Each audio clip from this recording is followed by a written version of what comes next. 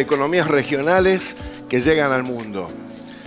Porque parece que hablar de agroindustria es hablar de la zona núcleo, es hablar solamente de, lo mencionamos hoy varias veces, a Rosario como la sede o como el corazón de la agroindustria. Pero la producción agroindustrial va mucho más allá, hoy lo mencionaba Gustavo Idígoras, de la cantidad de actividades que están integradas dentro del Comité Agroindustrial Argentino. Vamos a contar con un panel donde vamos a encontrar representantes del NOA, con sede en Tucumán, del NEA, gente que viene de Chaco, y que nos van a contar sus experiencias, y también de la parte industrial del sur de la provincia de Santa Fe. Quien va a estar a cargo de este panel es Alberto Arizu, que es el presidente de este evento de Experiencia Idea Agroindustria, y además es CEO de la bodega Luigi Bosca. Por favor, Alberto, quien va a presentar a cada uno de los que va a participar. Muy buenas tardes a todos. Primero quiero agradecer a IDEA por invitarme a presidir este evento de Experiencia Agroindustria 2022. El año pasado me tocó estar de este lado, contando un poco la experiencia de una economía regional muy importante del oeste argentino, que es la vitivinicultura, del cual formo parte desde Mendoza, en una empresa familiar de más de 120 años. Y hoy tengo el enorme privilegio, que para mí fue todo un descubrimiento, un aprendizaje interesante al armar este panel, con 3 casos muy exitosos.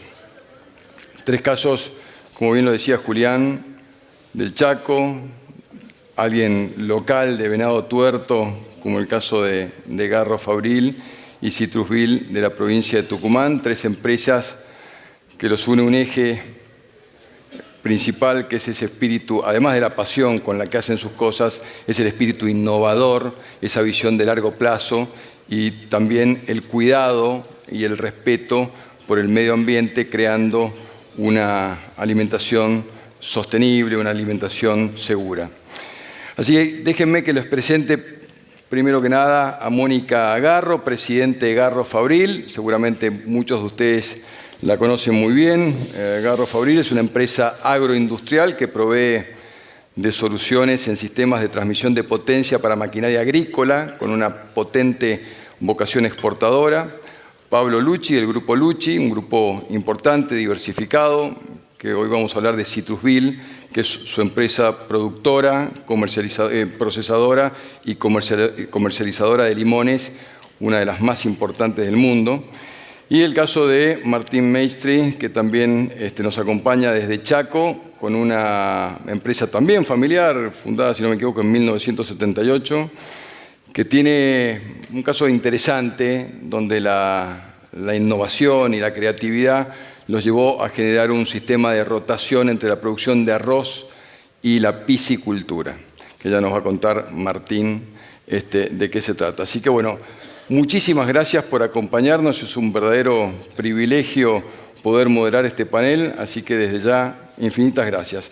Bueno, yo voy a comenzar con alguna pregunta disparadora para que puedan contar sus empresas y contar a toda la audiencia qué es lo que hacen y cuál es el impacto que generan en sus economías. Así que empiezo por vos, Mónica. ¿Cómo nace esa vocación exportadora de Garro Fabril? ¿Cuál es el ADN de Garro Fabril? Bueno, yo te cuento un poco nuestra historia. A nosotros, cuando digo nosotros, es mi hermana Analía y yo.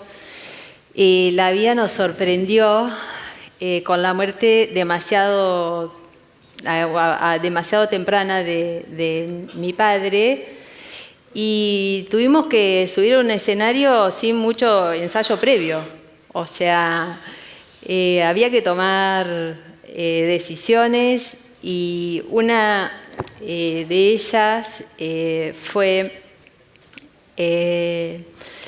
decidir que todos los días nos teníamos que levantar a pelearla, no esperar que las cosas, un golpe de suerte. Y sabía que era yo quien tenía que hacer que las cosas sucedieran, no podía esperar que otro hiciera las cosas por nosotros. Hoy Garro Fabril es una empresa, como vos dijiste, que es proveedora de soluciones de transmisión de potencia para maquinarias agrícolas. Está localizada en Venado Tuerto, al sur de la provincia de Santa Fe, y emplea entre sus colaboradores directos a más de 250 personas. Hoy somos los mayores fabricantes y exportadores de cajas de transmisión de potencia para maquinaria agrícola en Latinoamérica. En ese momento, nosotros hay que poner en contexto un poco la historia para que tenga sentido. Cuando nosotros asumimos, no era fácil ser mujer empresaria, porque salvo honrosas excepciones, nosotros estamos en un medio de hombres, rubro metalúrgico, imagínate, todos hombres. Y yo debo confesar que convertimos esa debilidad en un desafío, en una oportunidad. Incluso me divertía, sin que ningún hombre se sienta mal, ver la incomodidad en el trato que tenían los hombres, porque no estaban ni preparados ni acostumbrados a tratar con mujeres. Fueron épocas duras. Y en un momento, haciendo referencia a lo que vos puntualmente me preguntás, tal vez por ver demasiado cerca el techo del mercado nacional, es que decidimos salir a ofrecer nuestros productos fuera de las fronteras del país. Es decir, vimos la exportación como una fuente de negocios, de crecimiento y de desarrollo. Obviamente, en ese momento teníamos una alta participación en el mercado interno y estábamos limitadas para crecer. Entonces, esa fue la primera motivación que tuvimos para salir a exportar. Muy bien. Bueno, muchas gracias. Paulo, a ver, Argentina es un importante jugador internacional en la comercialización de limones, en la producción de limones y en el procesamiento de limones. ¿Cuál es el rol de Citrusville? A ver, antes que nada, buenas tardes a todos y muy agradecido a IDEA por la invitación y la posibilidad de contar lo que hacemos, en este caso en el noroeste argentino, ¿no? En Tucumán. Sí, es así efectivamente. Tucumán hoy detenta el título de ser el primer productor mundial de limones, que en realidad ya no es Tucumán, para ser correcto, debiéramos hablar de Salta y Jujuy, del NOA, y hay una superficie aproximada plantada de unas 60.000 hectáreas en esa región. La superficie no es precisa porque tampoco tenemos un censo muy actualizado, pero eso nos da una producción que está muy cercana a los 2 millones de toneladas de limón. Y eso hace de Argentina el primer productor mundial de limones. En particular en Citrusville somos una empresa familiar fundada por nuestro padre, que vino a la Argentina de 21 años, 22 años, como tantos inmigrantes que llegaron, en su caso desde Italia. Y Citrusville, si bien no fue su actividad madre, fue parte de su diversificación, pero llevamos unos 60 años de trayectoria en este negocio del limón. Y siempre ha sido un camino de crecimiento, ¿no? Actualmente Citrusville cuenta con unas 7.500 hectáreas plantadas con limón en la provincia de Tucumán, todas ellas, decimos nosotros, en unidades productivas pedemontanas, pegadas a los cerros de Tucumán, que son las zonas más protegidas de los fríos. Y esto nos genera una producción propia de 240, 250.000 toneladas de limón por año, estacionalmente hablando, ¿no? De marzo a agosto. ¿Qué hacemos con esos limones? Tenemos básicamente 2 negocios: el negocio de fruta fresca, que es la exportación de la fruta como tal, diría que es un negocio minoritario que representa el 15 al 20% del volumen, y es un negocio que en un mundo donde ha habido un aumento de la producción y donde hay cada vez restricciones de índole sanitarias más estrictas, es un negocio que está atravesando un momento más difícil. A todo esto, Argentina le suma los problemas propios de la Argentina de falta de competitividad, podríamos decir que somos caros en dólares, y eso nos está haciendo perder alguna participación relativa a nivel mundial. Y el principal negocio claramente está focalizado en la parte industrial. Cuando agarramos un limón y lo industrializamos, básicamente obtenemos 3 subproductos: jugos concentrados de limón. Los concentramos para no transportar agua a todo el mundo. El jugo es una fuente de acidez natural. Lo que vendemos con el jugo de alguna manera es poder acidificante que se utiliza en bebidas y en muchos productos de la industria alimenticia. También aceite esencial de limón, que tenemos ahí una relación muy estrecha con Coca-Cola Company. Siempre digo yo que cualquier latita de Coca-Cola o de Sprite en el mundo tiene algo de Tucumán, y me refiero al jugo y al aceite esencial. Y finalmente la cáscara deshidratada del limón, que es la materia prima base para la elaboración de la pectina. La pectina, para que entiendan, es algo parecido a la gelatina, pero de origen vegetal. Se utiliza en la industria alimenticia, farmacéutica, en muchísimos productos, para dar consistencia, viscosidad, textura, cuerpo a un yogur, a un queso, a un dulce, a un chocolate, a lo que uno puede imaginar. ¿Qué porcentaje exportan? Es una empresa netamente exportadora la actividad, ¿no? Piensen que Argentina debe consumir 150, 200.000 toneladas de limón por año, y la producción es mayor a 2 millones de toneladas, así que la actividad es netamente exportadora. Hoy en Grupo Lucci, que tenemos otras actividades agrícolas, ganaderas y en alrededor de unas 100.000 hectáreas dedicadas a esa actividad, somos unas 1.000 personas permanentes que trabajamos, y temporariamente en la cosecha, que va de marzo a agosto, septiembre, se suman unas 4.500 personas que todos los días están cosechando los limones, básicamente para la cosecha, alrededor de unas 3.000 toneladas diarias, que son las que procesamos y exportamos todos los días durante la campaña. Súper. Martín, bueno, nos vamos al Chaco. A ver, la verdad que cuando vimos tu caso nos llamó mucho la atención. La pregunta que te quiero hacer como disparador es: ¿cuál fue el hito que hayan decidido hacer esta rotación? Porque ustedes eran básicamente productores de arroz.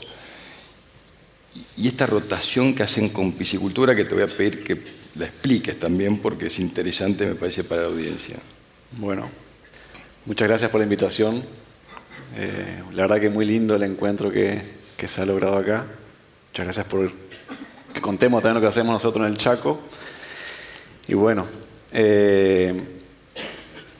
básicamente, como es bastante normal en Argentina, la raíz es una crisis que tuvimos como empresa, una crisis ambiental que tuvimos en aquel momento, donde se cuestionaba la producción de arroz. Nosotros estamos muy cerca de la Leonesa, la localidad, la Leonesa Las Palmas, y se cuestionaba, ¿no es cierto?, la producción de arroz, el uso de agroquímicos, por el tema del agua, la cercanía al pueblo, y necesitábamos llevar esa tranquilidad a la gente de que, o buscar alguna forma fehaciente de que si la producción se lo hace de manera responsable no se genera daño.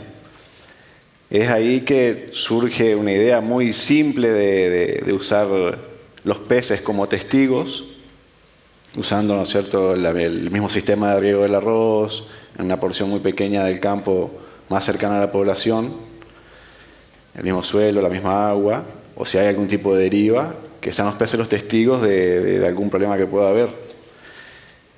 Y así fue como nos metimos en la piscicultura. Conocimos a una persona que conocía muchísimo de la cría de pacú. Vino al campo, estuvimos hablando y empezamos a hablar de las cualidades, ¿no es cierto?, del arroz y de la piscicultura. Entonces, cuando nos cuenta las ventajas del pacú, que era una especie nativa, omnívoro, con tendencia herbívoro, el alimento natural que él consumía, empezamos a decir, pucha, venimos de un monocultivo de hace 30 y pico de años, porque no encontramos ningún otro cultivo que se pueda rotar con el cultivo de arroz por el tipo de suelo en el cual se lo produce. Y de golpe nos encontramos con la posibilidad de rotarlo con peces. Bastante loca era la idea, ¿no? El pacú se podía alimentar de los caracoles, que es un problema importante del arroz. Si el arroz se lo vuelve a inundar, vuelve a rebrotar y a dar granos, que pasa a ser también un alimento importante del pacú. A su vez, el pacú estando, ¿no es cierto?, en el estanque, en el periodo de engorde, no todo lo que se alimenta lo convierte en carne, sino que una parte vuelve otra vez al estanque en forma de abono orgánico. Entonces decíamos, bueno, arrancamos con el arroz, cosechamos, volvemos a inundar el lote, ponemos pacú, él se encarga de limpiar el lote, alimentarse, se lo termina con alimento balanceado, y en el verano siguiente volvemos a tener un suelo limpio, sin malezas, con una baja carga de caracoles, que es una plaga importante, fertilizado, que se lo siembra con arroz pregerminado, o sea, ya evitas también la labranza, bajando los costos de producción. Y también podés tener un plus en el tipo de arroz que producís, que es con baja carga de insumos, ya sea fertilizantes o agroquímicos. Fue tan poderosa la idea, que de esa idea que era de hacer 15 hectáreas, ese primer año se transformó en 80, y todos los años seguimos construyendo piletas. Hoy estamos en 850 hectáreas bajo este esquema de producción. Y creemos que este sistema puede ser importante para la transformación de una zona que se considera marginal en cuanto a la producción agronómica, por los tipos de suelos que tiene. Todo el este de Chaco y Formosa sobre el río Paraguay, que son suelos de clase 5 o 6 de baja productividad agrícola, que tienen ganadería extensiva, que se puede llegar a 60, 70 kilos de carne de vaca por hectárea por año. Creemos y estamos convencidos que puede ser un camino de transformación y convertir toda esa región en una zona núcleo de arroz y piscicultura, produciendo mínimo 6.500 kilos de arroz por hectárea y un piso de 3.000 kilos de carne de pescado por hectárea. Se transforma en una región núcleo como es hoy el centro de la Argentina. Entre Chaco y Formosa, ¿en el cual ustedes consideran? Entre Chaco y Formosa hay aproximadamente 1 millón de hectáreas de este tipo de ambiente, de cañadas, que son bajos, que están normalmente inundados una buena parte del año, sobre la vera del río Paraguay. Si el 10% de esa área se transforma en este esquema, tenemos 105.000 de las 200.000 hectáreas que hay en el país de arroz, con agua segura sobre el río Paraguay y en tierras que hoy tienen bajísima aptitud agrícola.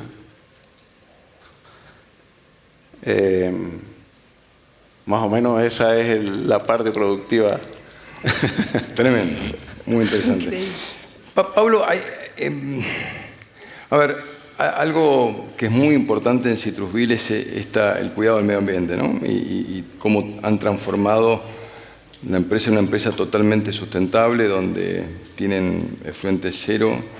Contanos un poco cómo trabajan esa parte. Sí. Que tiene que ver con uno de los ejes del evento, ¿no? La sostenibilidad. Estamos trabajando en Citrusville, digamos, con esta actitud medioambiental responsable, desde la producción primaria, donde estamos haciéndolo bajo las normas que regulan la producción agropecuaria, pero también haciéndolo con una clara vocación conservacionista, ¿no?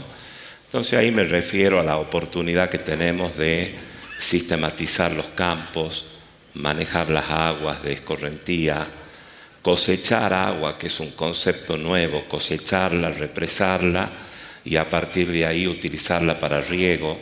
En algunos casos riego sin uso de energía, riego por gravedad.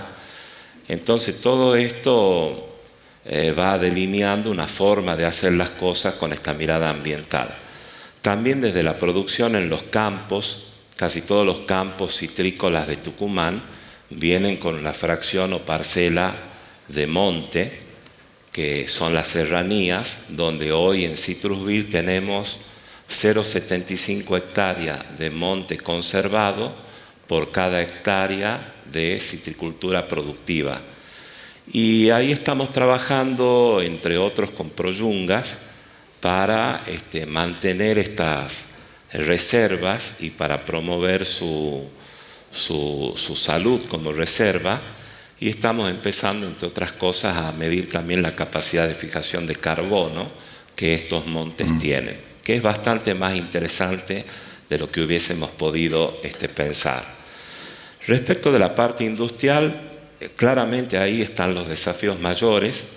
Para que se den una industria procesamos unas 2.500 toneladas de limón por día en industria.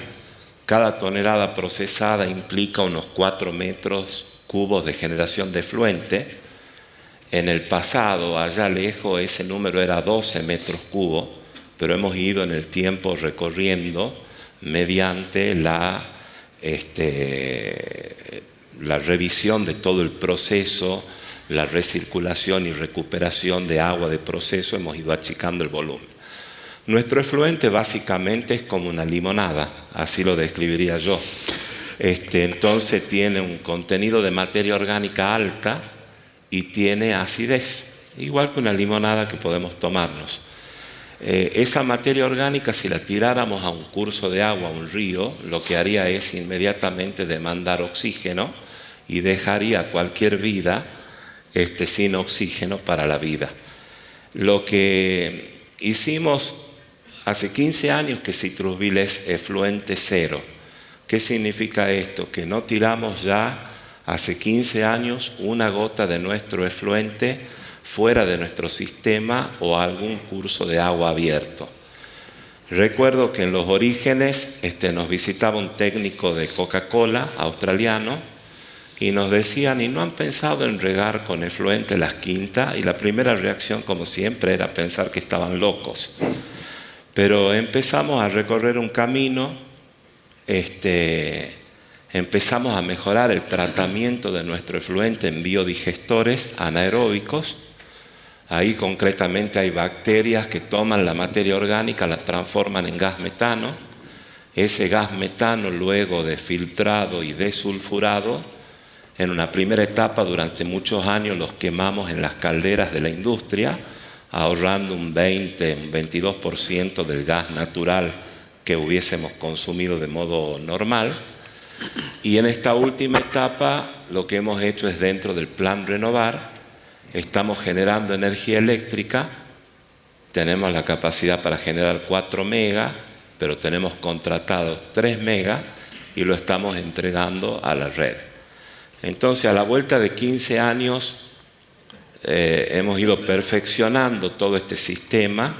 Hoy, con el efluente tratado, regamos unas 600 hectáreas de citricultura que tenemos en los alrededores de la industria. Efluente que también, bien medido, hoy podemos ver que tiene nutrientes, que aporta nutrientes, con lo cual también estamos reduciendo en esa superficie el consumo de fertilizantes químicos. Así que hay una serie de eslabones que van agregando valor. Vamos construyendo esto de la economía circular. Nada se tira. Al principio los proyectos son nuevos, tienen cierto grado de incertidumbre. Con el tiempo y con el manejo se van puliendo y diría que al final de algo que era un problema como era el efluente, hoy agregamos valor, cubre sus costos y genera una rentabilidad. También los sólidos tienen su manejo, que van a compostaje y vuelven a las quintas propiamente, ¿no? Como fertilizante. Súper, muy bien. Mónica, ¿qué significa ser un jugador de clase mundial? Que es lo primero que dice en tu página web y que describiste antes la importancia de hacer una empresa de tecnología, digamos, con mucha vocación exportadora. Mira, te explico. Cuando nosotros decidimos salir al mundo, fijamos una política muy clara y un plan de acción muy simple que se pudiera medir y controlar. Y a su vez definimos algunas reglas básicas. Entre ellas era la primera, y que nos identifica: somos creadores de clientes. Decimos, no importa a dónde esté el cliente. No atacar mercados, o sea, es una de nuestras reglas, es decir, nosotros en vez de entrar por la sala, el hall de entrada en una empresa, entramos por la cocina, porque en la cocina es donde se nacen los proyectos. Eso nos permite establecer una relación, un lazo con el cliente al desarrollar conjuntamente un proyecto a medida que a la larga nos termina estableciéndose un lazo de confianza en nuestra capacidad tecnológica e innovativa. Otra de las premisas que definimos es que no íbamos a pelear en el emblemático Océano Rojo. Ahí los orientales son mejores y no nos queremos meter. Y la otra gran decisión que tomamos es que queríamos conocer el mercado doméstico. Ahí donde las empresas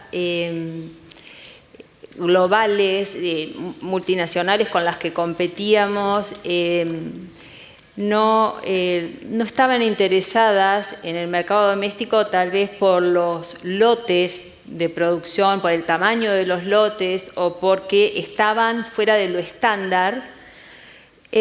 A nosotros ahí vimos la oportunidad de desarrollarle el proyecto a medida y descubrimos que las cantidades para nosotros eran muy atractivas. Entonces, ahí es cuando decimos, queremos ser una empresa de clase mundial, porque le damos la garantía al cliente que puede tener el producto con las prestaciones del mismo nivel, pero hecho a medida. Y uno de los primeros pasos que hicimos fue ir a nuestro vecino, a Brasil. En Brasil establecimos una empresa que brinda soporte técnico y servicios, y de ahí partimos al mundo. Y hoy estamos exportando a Estados Unidos, Canadá, Australia, Italia, España, Francia, Sudáfrica, países del este, varios. Nosotros actualmente estamos exportando el 75% de la producción. Creemos que el modelo se está consolidando y que hay una gran aceptación por nuestro modelo de negocios. Nuestros clientes, hemos creado esos vínculos y esos lazos que nos llevan a desarrollar nuevos productos o participar en nuevos proyectos. Pero para ello hubo varias etapas donde se tomaron varias definiciones. Por ejemplo, decidir que íbamos a invertir en el largo plazo o mediano plazo. Tener paciencia es otra de las cosas que se necesita para exportar. Tener tolerancia a las frustraciones. Eso es clave. Tener una actitud de aprendizaje. También tener capacidad de innovación y flexibilidad continua ante un mundo tan dinámico. Bueno, todo eso creemos que son aprendizajes que hemos hecho en todo nuestro tiempo de exportadores. Creemos que estamos haciendo lo correcto. Han pasado años buenos, años no tan buenos, pero de todos ellos aprendimos y podemos decir que queremos estar haciendo lo correcto. El tiempo lo dirá, pero estamos con una fuerte vocación exportadora y vamos a seguir en el mismo escenario. Muy bien. Martín, la rotación significa una mejora para los suelos, eso mejora la calidad del arroz que producen, mejora, incluso tienen esta producción de proteína a través del pacú de una mejor calidad, mucho más sostenible, sustentable, pensando en la seguridad alimentaria. ¿Cómo siguen agregando valor a la cadena productiva que casi llegan hasta el final, digamos, ¿no? Bueno, la piscicultura la arrancamos en el 2010 con las piletas. Y a fines del 2011-2012 diseñamos un proyecto integral que abarcaba toda la parte de agregado de valor de nuestras dos actividades de arroz y piscicultura, que bueno, hoy está más o menos en un 85% de finalizar ese proyecto que tuvimos en el 2012, que incluía una planta de secado y almacenamiento de arroz, una planta de procesamiento de arroz, una planta de procesamiento de peces, donde sacamos más de 12 productos a partir del pacú, y una planta de alimento balanceado. Avanzamos sobre esas actividades por el hecho de que estamos en una zona alejada de los centros industriales tanto de los peces como de arroz. Entre Ríos siempre fue el núcleo productivo e industrial del arroz, y la parte de acuicultura recién de Santa Fe para el sur está la parte industrial. Y por otro lado también identificamos que la empresa para desarrollarse en el ambiente en el que está, necesita integrarse de cierta manera también con la comunidad y darle respuesta a las necesidades de la localidad en la que se encuentra inmersa. Y veíamos que la producción sola de por sí no era atractivo y no despertaba interés tampoco en la población o en el acompañamiento. Nos dimos cuenta de eso en el 2010. En cambio, al desarrollar el agregado de valor, uno empieza a abrir el abanico, ¿no es cierto?, de oportunidades de trabajo y de desarrollo de las personas en infinidades de diferentes áreas, que lo hace mucho más atractiva y defendible a largo plazo.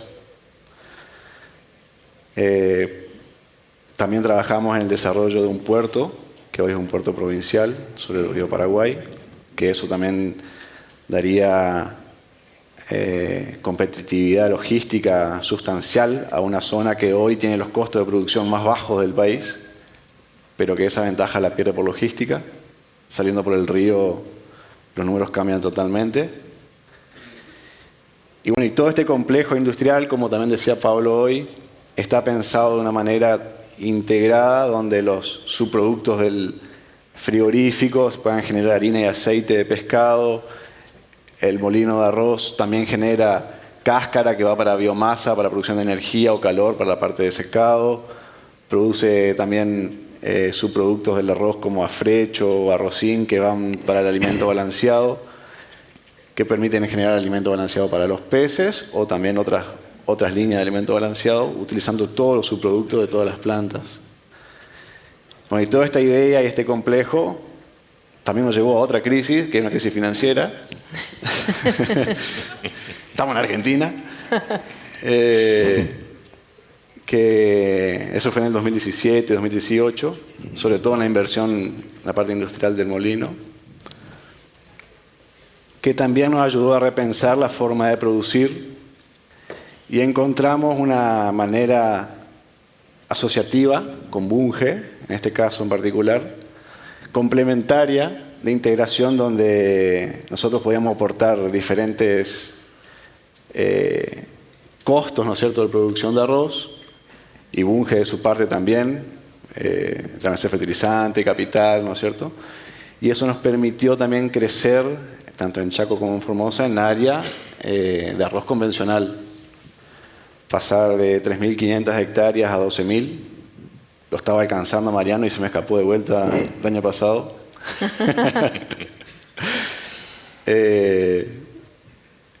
Y así también lo estamos pensando y trabajando en este momento con la parte de piscicultura. Estamos hablando y trabajando la manera de buscar otros actores que les interese desarrollar la parte de piscicultura, sobre todo bajo este esquema de rotación, para poder darle el impulso inicial que creemos que es fundamental para que después la región se vuelva en un círculo virtuoso y ya empieza a desarrollarse por sí sola, por ya tener allanado muchos caminos que hoy se están abriendo, ¿no es cierto? Bueno, muy ilustrativo, no tengo más que palabras de agradecimiento. Pablo Lucci, director del Grupo Lucci, Mónica Garro, presidente de Garro Fabril, Martín Mestre, gerente general de Puerto Las Palmas. La verdad que infinitas gracias, creo que han sido 3 ejemplos súper inspiradores que nos muestra claramente y una vez más que o nos quedamos sentados mirando las oportunidades que pasan por delante o las tomamos y las aprovechamos, generando riqueza, generando valor para una Argentina cada vez más potente y sostenible. Así que muchas gracias y gracias a todos. Si me permitís, Alberto, me permiten a ustedes, hoy hablábamos del entusiasmo, de no ir a las mesas con la queja, sino con el entusiasmo. Personalmente, esta es una reflexión que quiero compartir. Escucharlos a ustedes entusiasma. Están en lugares difíciles, no en los lugares de la logística más fácil, tampoco, y sin embargo salen adelante y llevan y nos dan un ejemplo. Creo que es muy importante y nos llenan de entusiasmo. Gracias. Muchas gracias.